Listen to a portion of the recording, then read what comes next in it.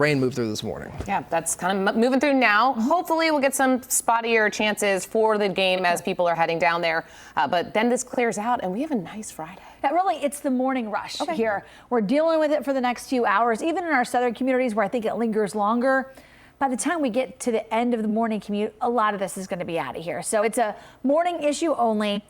Could there be a straggler shower this afternoon? Sure, but kind of no big deal, especially compared to what we've gone through over the last several weeks. So as we take a look at the radar right now, you can see this is a 1 hour time lapse. So we are tracking this rain as it makes its way to the east across the 275 loop and now moving into portions of Claremont County, leading edge in Kentucky, now over into portions of Bracken County. So let's take a look here. Again, there's no severe weather with this.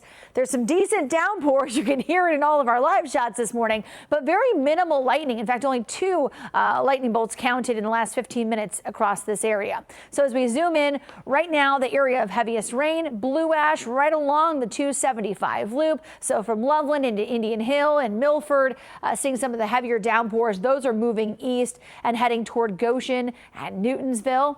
As we take a look to the north, pretty much all of Butler County dealing with rain, the leading edge of the rain into Warren County, now creeping up 71 and headed toward Lebanon, Morrow, and Waynesville.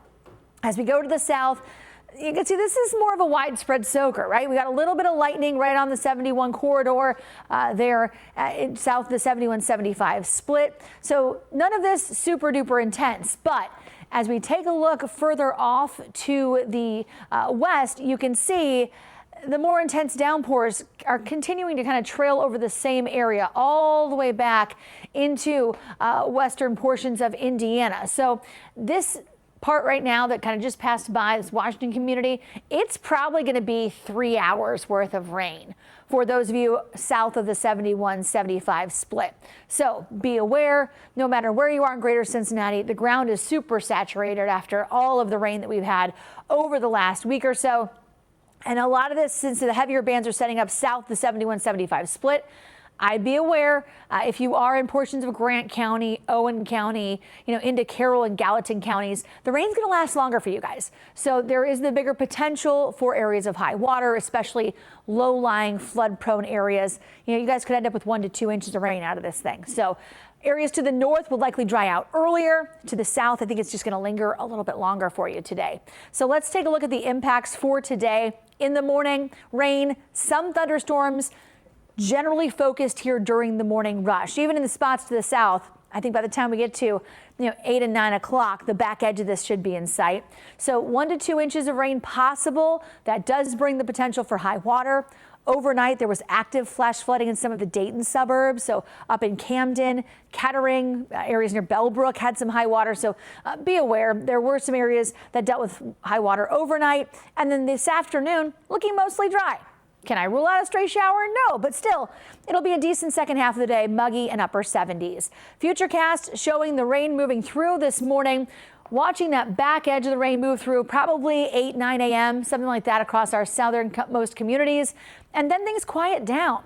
This Futurecast doesn't bring in any rain chance in the afternoon, but I think there's at least maybe a straggler shower or two that's a possibility. So don't be surprised if there's just a little bit of rain later today. Most of it's this morning, and that's why I've highlighted the morning rush with the impact symbol right near 70 degrees or so, humid air, rain and thunderstorms, and then we dry out this afternoon and we'll be in the upper 70s. And so for tonight's big matchup, Moeller against Princeton at Paycor, still feeling a little muggy this evening, but 76 degrees for game 1. That's a decent temperature. Those August kickoffs can be hot and humid. Let's take a look at the 7-day forecast so you can see tomorrow we have 82 degrees. It'll be a nice night Friday night for high school football. Again, we'll be in the 70s. Want you to look ahead to next week, though there's some rain Saturday evening with a cold front. Overnight lows dip to the 50s Monday and Tuesday. So there is a little taste of fall coming our way next week. Randy, thank you. NASA calling off an attempted rescue of the Swift Observatory.